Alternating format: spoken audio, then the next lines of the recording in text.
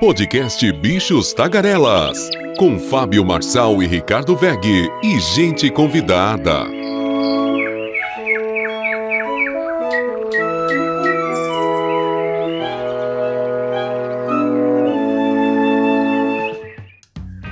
Está no ar mais um Bichos Tagarelas.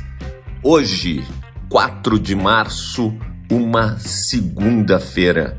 Militares liberam armas para condenados por tráfico, roubo e homicídio.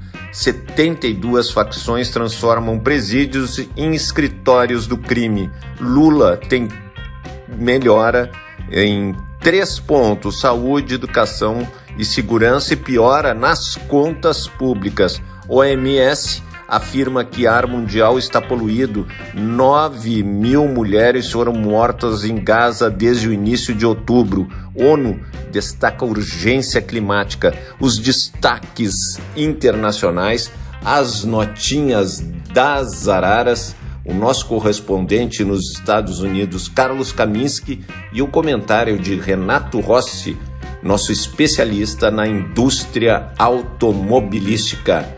Bem, vamos começar a trabalhar. Podcast Bichos Tagarelas. Mapeamento sigiloso feito pelo Ministério da Justiça e Segurança Pública e obtido pelo jornal O Estadão mostra que há pelo menos 72 facções criminosas nas prisões brasileiras. A análise leva em consideração informações enviadas pelas agências de inteligência penitenciária dos 26 estados e do Distrito Federal.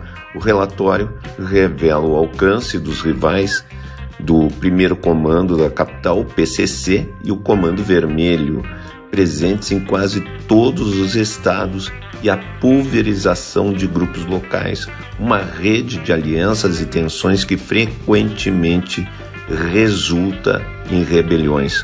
Para especialistas, as cadeias, é o que a gente já sabia, são escritórios de crimes de onde líderes traçam planos e enviam ordens para as ruas.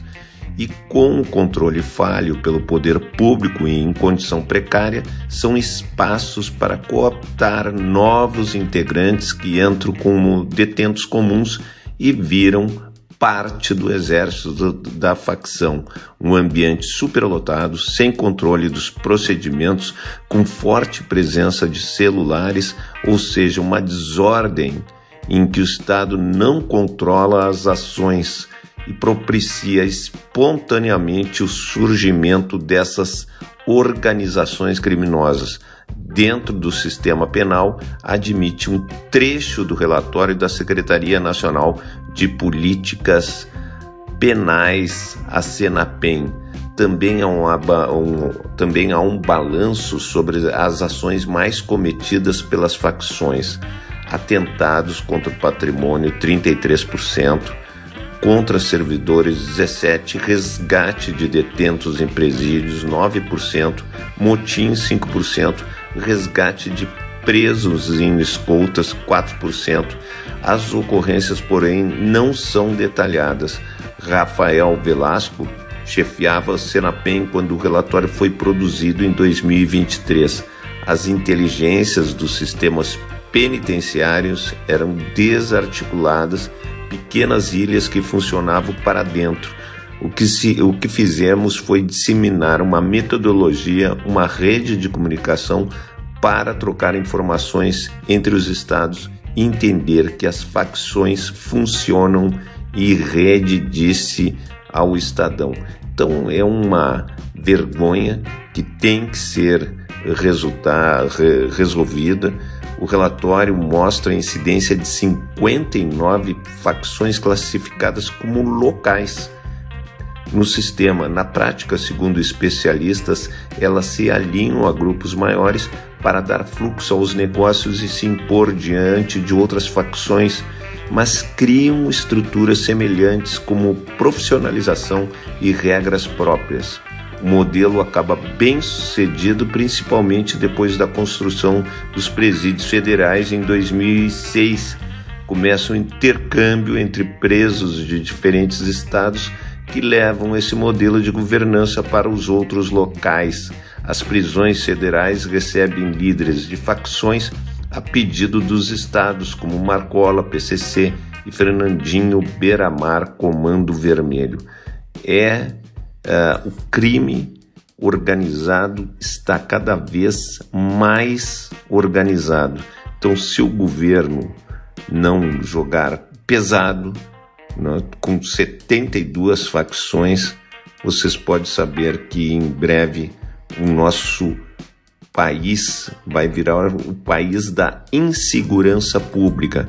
Então, o poder público tem que fazer alguma coisa para desarticular essas facções e acabar que os presídios viraram mestrado, doutorado em crime nos nossos presídios superlotados, e que a única saída do preso é se alinhar a alguma facção. Se ele não se alia, ele é morto pela facção, a facção inimiga. Então, agora é com o poder público. Não sei se o poder público tem força hoje para acabar com essas facções.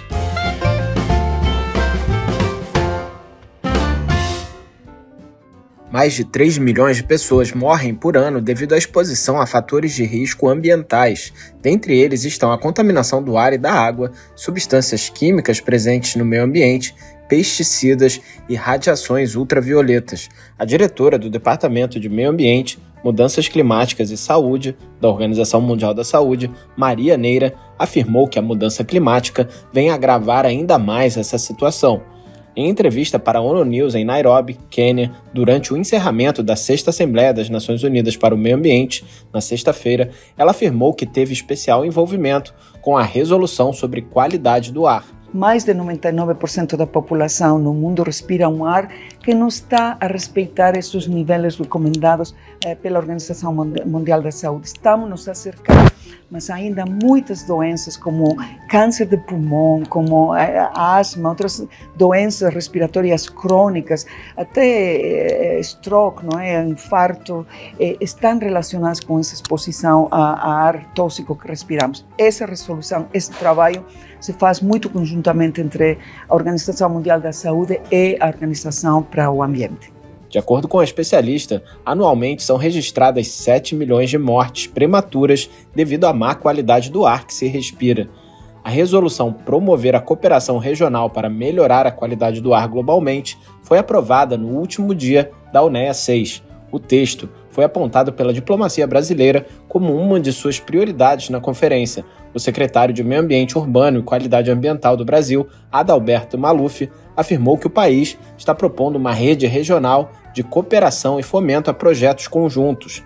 Maria Neira destacou que evitar a exposição a fatores de risco que vêm do ambiente traz benefícios para a saúde humana, mas também para o ambiente, a biodiversidade, os ecossistemas, a sociedade e a economia.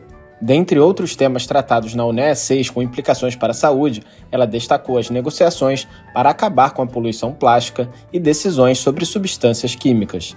Da ONU News em Nova York, Felipe de Carvalho. O presidente, que nós chamamos o terceiro mandato, Lula 3, tem melhora em saúde, educação e piora nas contas. Sob Lula, índices de saúde, economia, avanço. As contas públicas pioram. No primeiro ano do mandato de Lula, indicadores do Brasil melhoraram em 66 casos e pioraram em 20. Outros 13 ficaram estáveis. A análise dos 99 indicadores do país na economia, saúde, educação e outras áreas mostra que em 2023, primeiro ano do terceiro mandato de Lula, a maioria deles evoluiu positivamente em relação a 2022, o outro período de comparação mais adequado para o dado. No total, 66 melhoraram, 20 pioraram e 13 ficaram estáveis. A evolução é bem maior do que a observada em 2019, primeiro ano da gestão Jair Bolsonaro, quando a maioria de indicadores analisado à época, 56% teve resultado negativo. A Folha de São Paulo usou dados do Ministério de órgãos como o IBGE, o INPE, o Banco Central, a Transparência Internacional e a Confederação Nacional da Indústria. Os 99 pontos abordados integram na quase totalidade o pacote analisado pela Folha desde os seus primeiros meses de gestão de Jair Bolsonaro. Em relação a alguns importantes indicadores, como o IDH, o Índice de Desenvolvimento Humano da ONU, ainda não há dados sobre 2023. A evolução dos indicadores não reflete necessariamente a ação direta do governo federal. Na segurança pública, por exemplo, a maior responsabilidade cabe aos governos estaduais, só que é financiado praticamente. O financiamento da segurança pública é 90% do governo federal.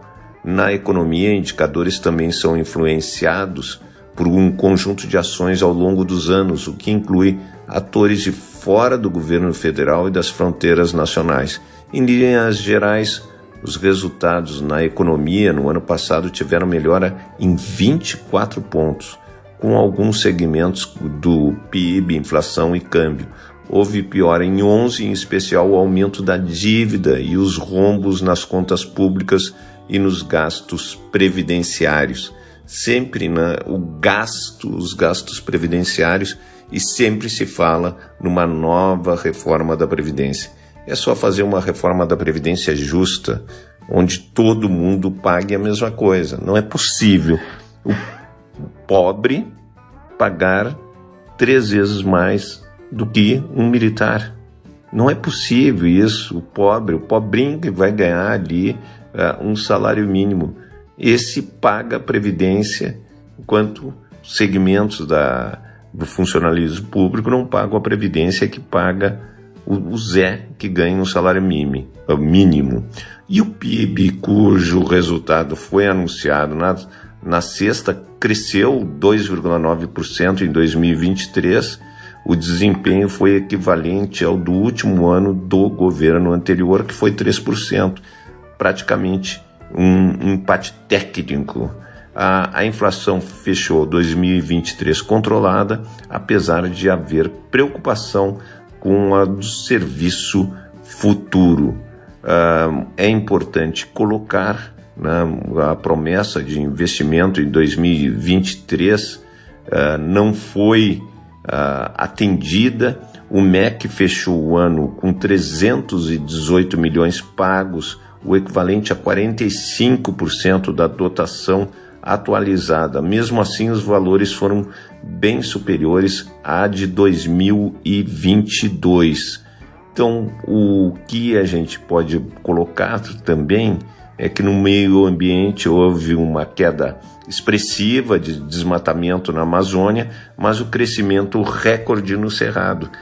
As queimadas também avançaram 1 milhão a mais de hectares de 2022 para 2023, segundo o monitor do fogo do mapa dos biomas. Na segurança pública, os números informados pelos estados ao Ministério da Justiça mostram, na maioria, uma redução de casos, seguindo tendências observadas desde 2018.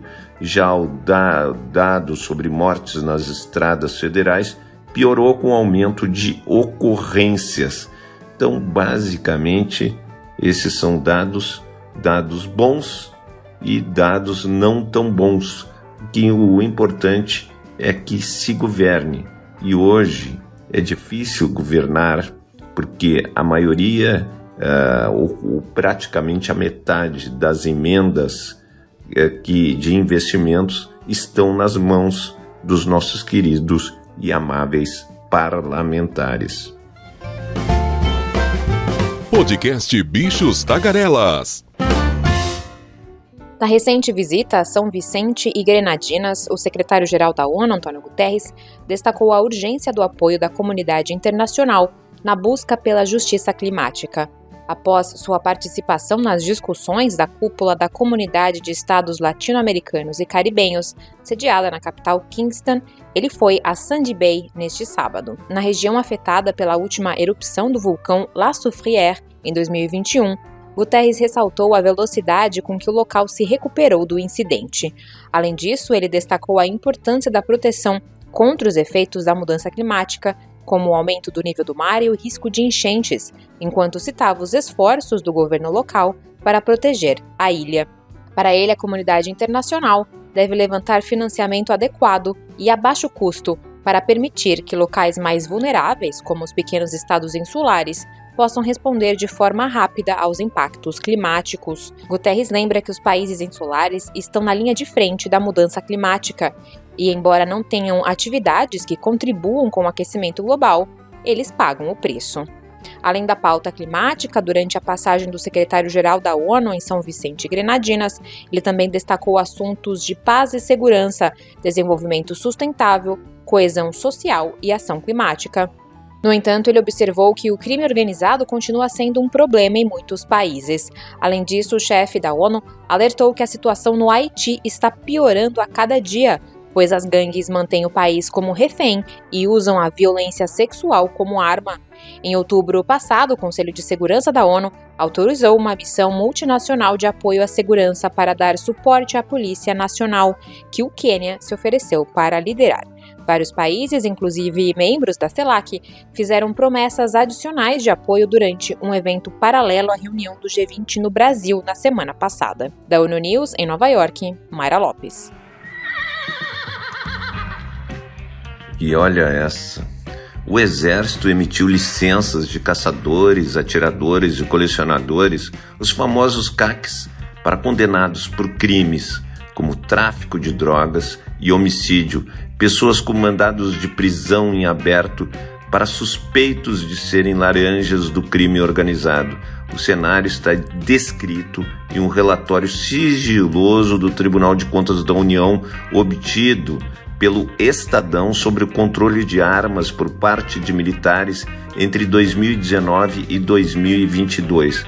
Com 139 páginas, é o mais completo raio-x do período em que o então presidente Jair Bolsonaro incentivou a emissão de carteiras de CACs no país. Procurado, o Exército informou ter se manifestado sobre o relatório no âmbito do processo do TCU. No período, 5.235 pessoas em cumprimento de pena puderam obter, renovar ou manter os chamados certificados de registro. Olha só, 5.235 pessoas cumprindo pena. Do total, 1.504 tinham processos de execução penal ativos quando submeteram a documentação ao Exército.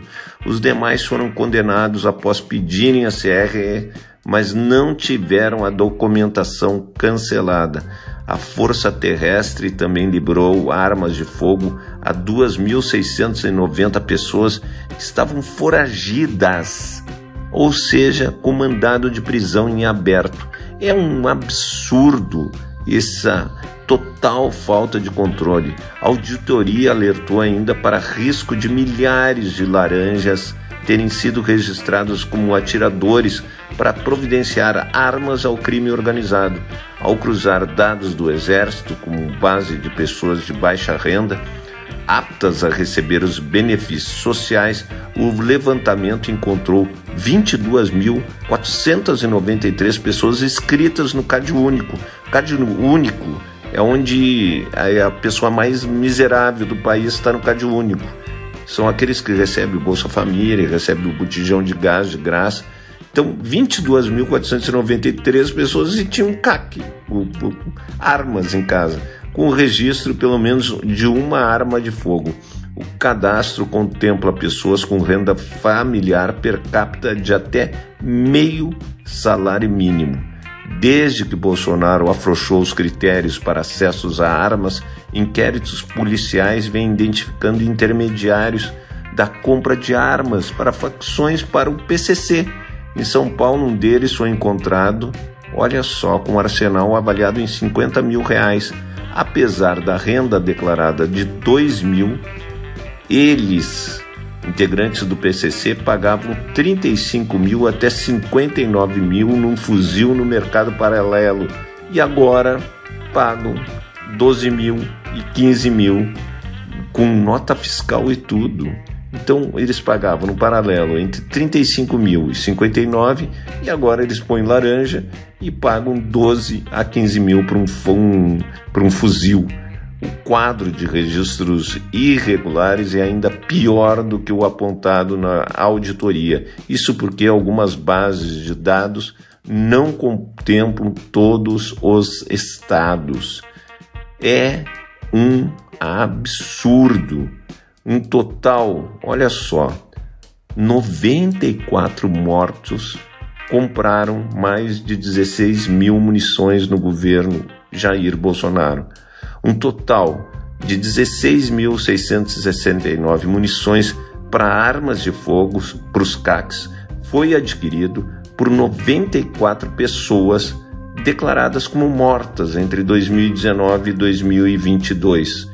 Então, é um absurdo atrás de outro absurdo. Eu acho que deveriam renovar esses CACs e quem não tem como comprovar, pegar essas armas e dar para as polícias. Vocês viram um caso ali em São Paulo, no interior de São Paulo, daquele coronel que tinha um arsenal com mais de 150 armas, o arsenal explodiu, tinha granada, tinha tudo. E daí fica, tu imagina tu ter um vizinho que tem granada, que tem munição, que a qualquer momento esse teu vizinho pode explodir. E num apartamento é pior ainda.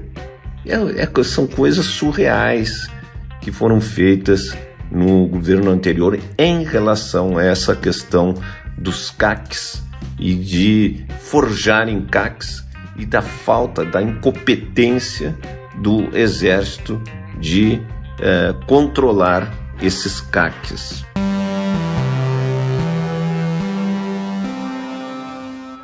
Olá, Ricardo Weg, olá, Fábio Marçal, olá, bichos tagarelas. Aqui Carlos Kaminski, de Nova York.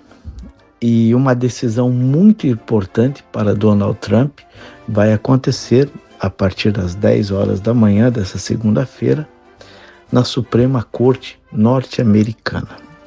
É referente àquele caso lá do Colorado que barrou o ex-presidente Donald Trump de estar na votação das primárias do Colorado. E a Suprema Corte deve anunciar pelo menos a sua opinião na manhã dessa segunda-feira, levando a especulação de que os juízes poderiam decidir sobre a elegibilidade de Donald Trump para a votação do Colorado no dia anterior à super terça-feira, quando as eleições primárias presidenciais são realizadas no estado do Colorado e em mais de uma dúzia de outros estados. Então, é uma decisão extremamente importante. E o tribunal deu um passo incomum nesse domingo ao agendar esse anúncio para segunda-feira, ou essa decisão para segunda-feira. O que normalmente seria feito de forma presencial também vai ser feito através do site da Suprema Corte norte-americana. Os juízes poderão votar e mandar as suas decisões diretamente por site. E o Tribunal Superior do Colorado ordenou que Trump, naquela época, saísse da cédula de votação. Isso foi em dezembro. Depois de alegar que ele teria se envolvido naquela insurreição no dia 6 de janeiro de 2021, onde ocorreram os ataques ao Capitólio aqui norte-americano. E o Tribunal Estadual colocou sua decisão em espera, enquanto o litígio continuava e o nome do ex-presidente aparecerá na célula primária do Estado. e se ele fosse finalmente considerado inelegível, os votos para ele não contariam. Trump recorreu da decisão do Colorado para a Suprema Corte norte-americana e seus advogados pediram aos juízes que resolvessem a questão em todo o país. Por quê? Lá no Maine, o secretário de Estado e também um juiz em Illinois chegaram à mesma conclusão sobre a elegibilidade de Trump, igual ao que o Colorado fez. Essas decisões também estão à espera enquanto se aguarda a decisão da Suprema Corte. E agora, como as primárias começam a acelerar em todos os estados, uma das várias agendas desse mandato que afeta o futuro político legal de Trump. Então, é uma decisão extremamente importante para Donald Trump nessa segunda-feira, que vai decidir se ele continua na disputa nas primárias para chegar a concorrer possivelmente com Joe Biden. Vamos esperar essa decisão importantíssima que os juízes começam a enviar para o site da Suprema Corte a partir das 10 horas da manhã desta segunda-feira. É isso aí, pessoal. Um forte abraço para todos. E vamos às notinhas das araras. Motoristas de apps, governo lança projeto de regulamentação do setor. Lula recebe Dilma e a diretora do FMI. Saúde, também tem a Johnson & Johnson realiza eventos sobre prevenção e controle do câncer. Estados Unidos realizam exercício militar com a Coreia do Sul. França vota projeto que torna aborto um direito constitucional. E vamos aos destaques da semana. Lula anuncia projeto de lei então sobre motoristas de apps hoje. França vota projeto para tornar aborto um direito constitucional. Na terça, Lula se reúne com Pacheco, presidente do Senado, e os líderes. A Oi apresenta plano de recuperação judicial a credores. 16 estados e um território dos Estados Unidos votam na super terça-feira. Na quarta, Lula recebe o presidente do governo da Espanha, Pedro Sánchez. A CNM realiza manifestação contra a MP da reoneração. CNM é a Confederação Nacional dos Municípios. STF retoma julgamento sobre porte de drogas. Na quinta-feira, Ministério Público Federal elege 6 procuradores gerais que concorrerão a ministros do STJ. Joe Biden realiza discurso do Estado da União na quinta. Na sexta, o Dia Internacional da Mulher é celebrado. STF julga 15 ações contra réus de 8 de janeiro. Então, o que a gente pode falar aí da regulamentação dos aplicativos, dos motoristas de aplicativos? Jornada de 8 horas, pode chegar a 12 horas se houver acordo coletivo. Salário mínimo de R$ 32,09 por hora trabalhada, são R$ 8,02 relativo ao trabalho e R$ 24,07 referentes aos custos do motorista. Reajuste anual, um percentual igual ou superior ao do reajuste do salário mínimo. Sem exclusividade, o motorista poderá trabalhar em mais de uma empresa. Sindicato será criada a categoria de trabalhador autônomo por plataforma, com um sindicato de trabalhadores e patronal. Suspensão de trabalhadores, plataformas terão que seguir diretrizes para excluir trabalhadores de seus apps. Previdência, trabalhador vai pagar 7,5% sobre o salário de contribuição e 25% da renda bruta. E a empresa vai pagar 20%. Benefícios, vale refeição a partir da sexta hora trabalhada e serviços médicos e odontológicos.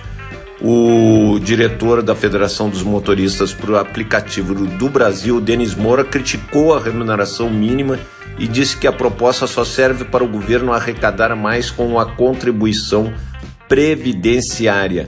O ministro respondeu, Luiz Marinho disse que Denis Moura está equivocado e afirmou que o PL traz um rol de conquistas para trabalhadores como ganhos mínimos, transparência e liberdade de organização.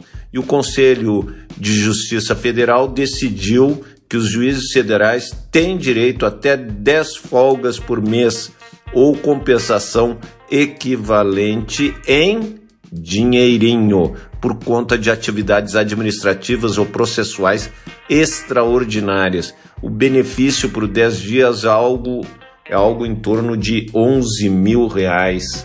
Então, é sempre benefício para os nossos queridos e amáveis juízes. Podcast Bichos Tagarelas. A ONU Mulheres estima que 9.000 mulheres foram mortas pelas forças israelenses desde o início da guerra na faixa de Gaza, há quase 5 meses. A agência alerta que o número pode ser ainda maior, já que há outros mortos sob os escombros. A Agência das Nações Unidas avalia que o conflito no enclave também é uma guerra contra as mulheres, que continuam a sofrer com seus impactos. Em comunicado, a entidade afirma que mulheres estão sendo mortas e feridas a um ritmo sem precedentes.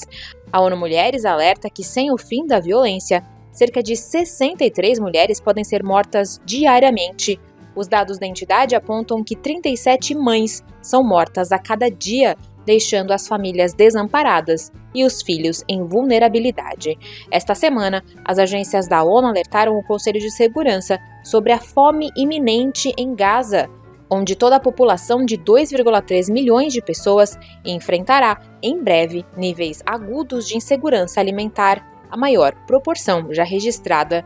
A avaliação da ONU Mulheres, com 120 mulheres realizada no mês passado, revelou que a maioria, 84%, disse que sua família come metade ou menos do que comia antes do início da guerra. Embora as mães e mulheres adultas tenham a tarefa de obter alimentos, são elas que comem por último e cada vez menos. A maioria das mulheres indicou que pelo menos uma pessoa de sua família teve de pular refeições na semana anterior. Segundo a ONU Mulheres, em 95% desses casos, são as mães que ficam sem comer, pulando pelo menos uma refeição para alimentar seus filhos. Cerca de 9 em cada 10 também relataram que é mais difícil ter acesso a alimentos do que os homens. Da ONU News, em Nova York, Mayra Lopes.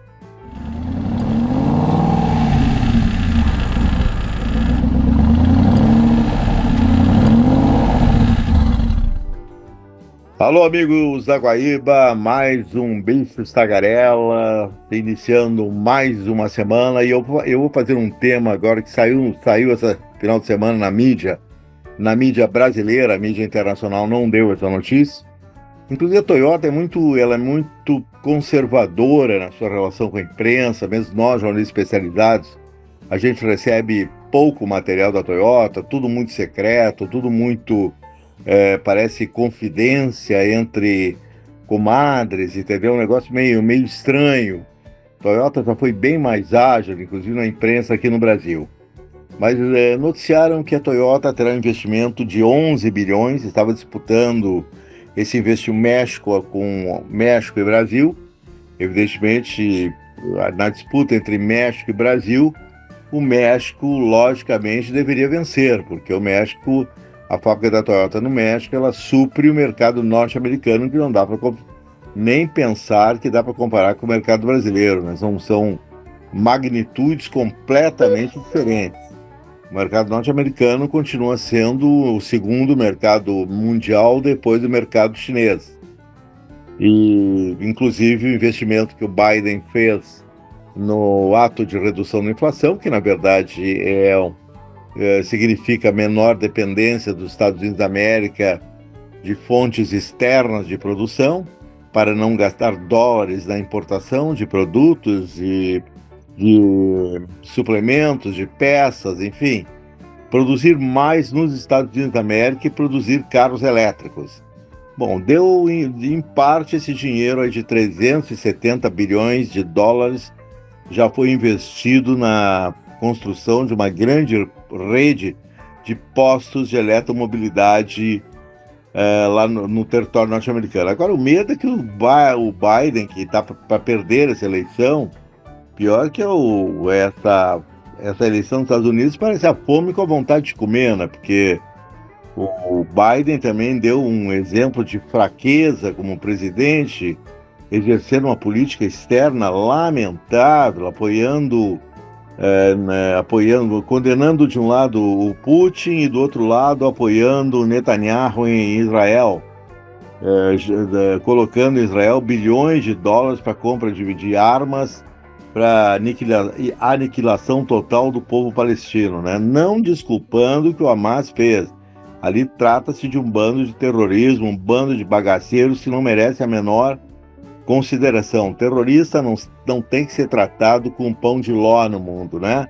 Terroristas é o ser humano no seu degrau mais baixo, né? Porque são os matadores covardes, né?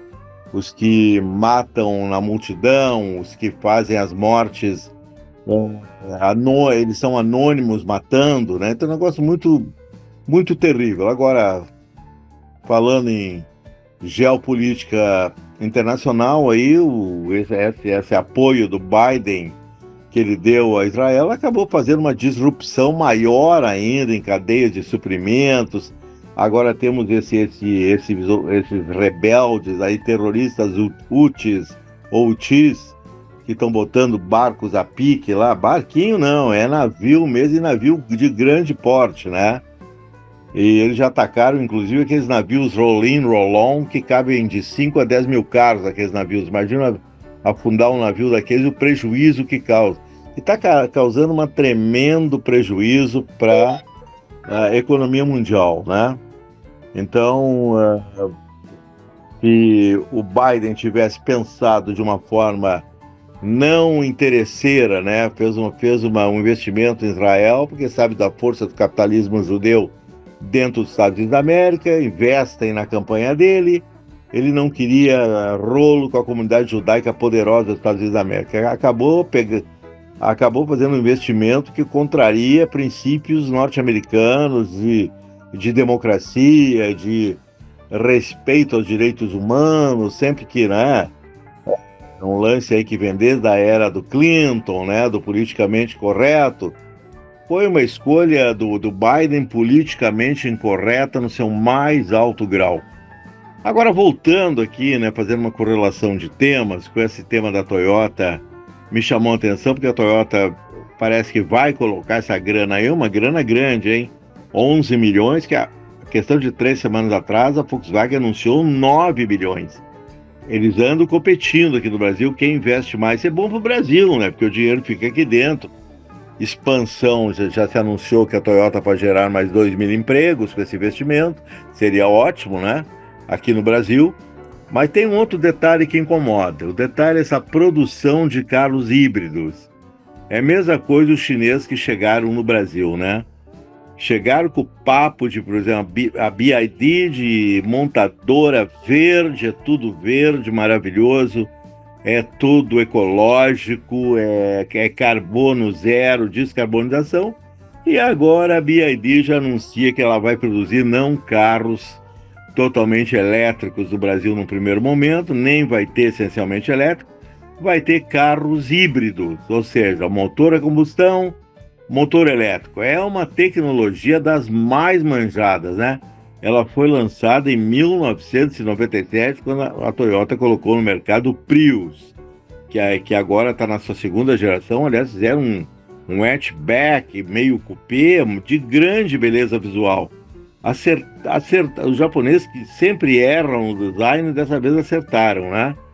Tá um carro muito belo, esse Prius híbrido de segunda geração, que permite, inclusive, que o motorista ande até 70 km no modo elétrico, porque é um plug-in hybrid, né? Quer dizer, um carro que tem uma bateria maior que ela permite uma autonomia elétrica maior, mas ela não vai dispensar o motor a combustão, né? Para quem se preocupa com a questão da autonomia, aí não tem limite de economia. Gastou a bateria elétrica, ele vai para a combustão, continua no motor a combustão. Só que o motor a combustão tem um detalhe: ele vai enfiar no meio ambiente, vai mais monóxido, dióxido de carbono, particulados, gases tóxicos os mais variados, aquilo que o futuro não quer. Essa é a grande verdade, né? Então, o híbrido não é uma solução. E eu fico de cara com isso porque, há horas eu venho testando carros elétricos, já fui testar carro elétrico na França, lá convite da Renault, testei aqui no Brasil, já tinha andado, inclusive, carro elétrico, já tinha carro elétrico da Fiat lá na década de 90, já tinha protótipo elétrico. Depois, em 2011, eles apresentaram lá no Salão Internacional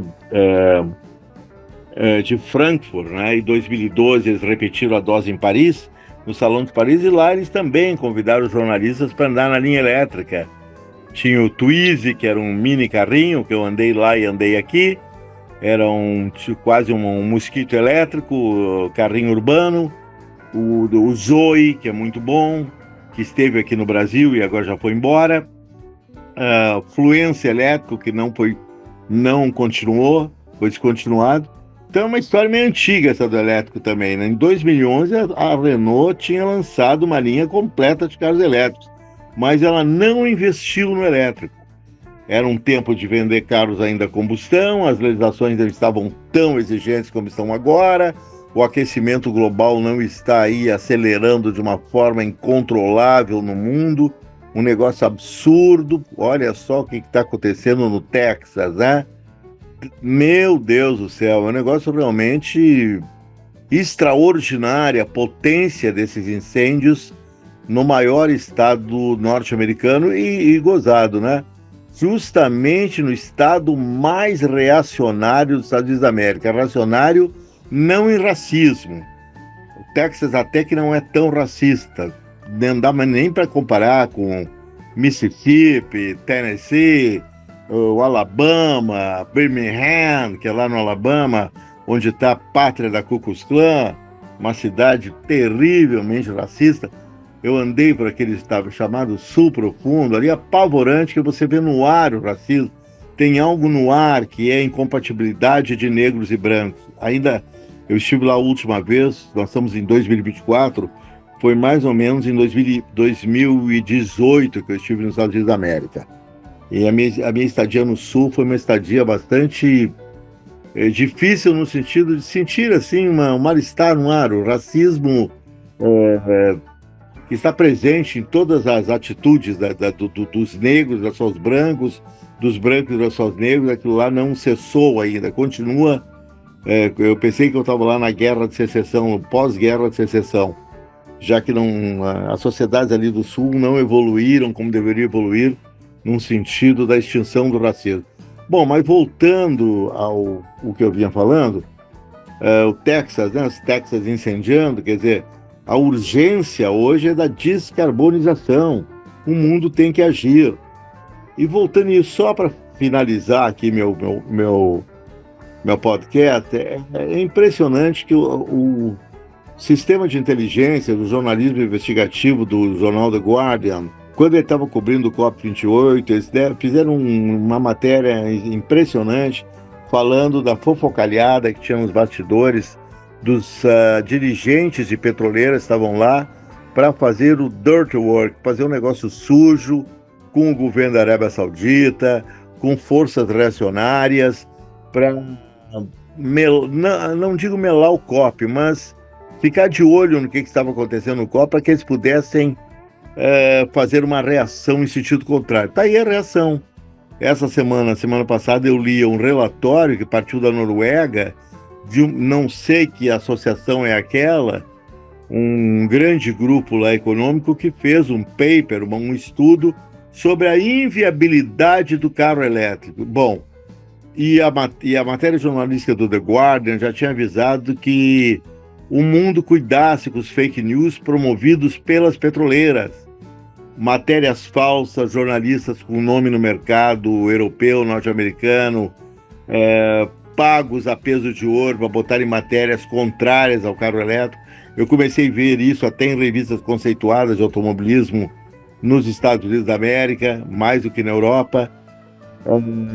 Essas pesquisas aí falsas, essas falsas premissas de que o carro elétrico vai causar uma tremenda poluição no início da sua produção, porque, por exemplo, a China produz com carvão, mas a China pode parar de usar carvão. Ela está lutando para parar de usar carvão e trocar por energia eólica, solar, outros tipos de energia. Nós estamos falando do produto final, que é o produto automóvel. Este aí não pode mais usar combustível fóssil. Pode usar talvez no máximo 5 anos à frente, mas não como querem determinadas montadoras das petroleiras, que o motor a combustão fique mais 30, 40 anos à frente, com mais de 1 bilhão de carros poluindo aí, jogando centenas de milhões de toneladas na atmosfera. Então, está havendo, na verdade, um preocupante descrédito com o carro elétrico e já está levando as montadoras a se voltarem. Para que a Toyota vai jogar seus híbridos no mercado? A Toyota não tem carro elétrico, tá? A Toyota não quer gastar em lítio, tá? Vai gastar uma fortuna em importação de lítio para fazer as baterias, não quer isso aí. Japão não tem lítio, então fica mais fácil para a Toyota continuar aí no passo seguro que eles têm, com os carros híbridos que eles produzem no mundo. Aqui no Brasil nós temos o Corolla Cross, por exemplo, que é muito bem vendido, e é o carro que vai continuar então tendo indefinidamente o motor a combustão, que é o grande vilão, um dos grandes vilões do aquecimento global. Os outros é o uso de combustível, de energia extraída do carvão, que é um elemento mineral absolutamente venenoso para o meio ambiente, e tantas outras poluições aí que existem pelo mundo. Mas o que não dá para apostar, na minha opinião, é essa história de carro híbrido. Esse carro híbrido aí poderia ficar, na minha modesta opinião, mais uns 4, 5 anos no mercado e parar com isso. E passar definitivamente ao carro elétrico. Se sabe que quem andou no híbrido elétrico, sabe que o elétrico é muito melhor que um carro híbrido, sem dúvida nenhuma. Novo encontro com vocês, um novo Pod. Até lá.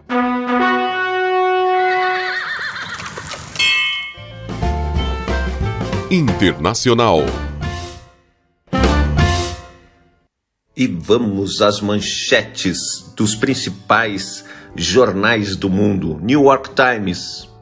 ONU alerta que mortes de crianças em Gaza devem aumentar rapidamente sem ajuda. Todos nós estamos vendo esse massacre que está acontecendo ali na faixa de Gaza. Washington Post: ataque hacker atinge sistema de saúde dos Estados Unidos e ameaça hospitais. Ataque hacker, atinge sistema de saúde dos Estados Unidos e ameaça hospitais.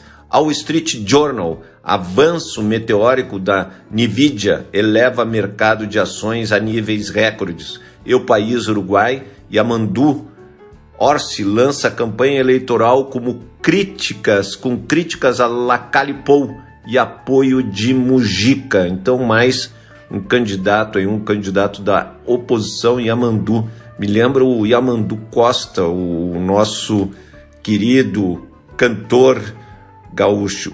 El País: PSOE juntos, avanço em acordo sobre anistia e orçamento. Le Monde da França: Haiti declara estado de emergência e toque de recolher após a fuga de milhares de presos. Foram 4 mil presos. Interessante que 100, eles abriram o principal presídio lá do Haiti. E importante que 100 presos não quiseram sair. 3.900 saíram e 100 ficaram dentro do presídio. E a Rússia afirmou que drones destruíram um bloco de apartamentos em Odessa, no sul da Ucrânia. Dentre os mortos, 3 eram crianças. As buscas por sobreviventes continuam. Então, essa é uma declaração da Ucrânia. A Rússia afirmou que matou 250 soldados ucranianos em apenas um dia. Afirmou ter destruído 2 sistemas de artilharias e um lançador de foguetes. Em Paris, manifestantes foram às ruas nos sábados contra o envio de tropas à Ucrânia. Também pediram a saída da França, da União Europeia e da OTAN. Então, aquelas declarações do Macron que ia entrar com os soldados franceses na guerra da Ucrânia não é bem assim, já recuou e fica por isso mesmo. Então, essas são as principais notas internacionais.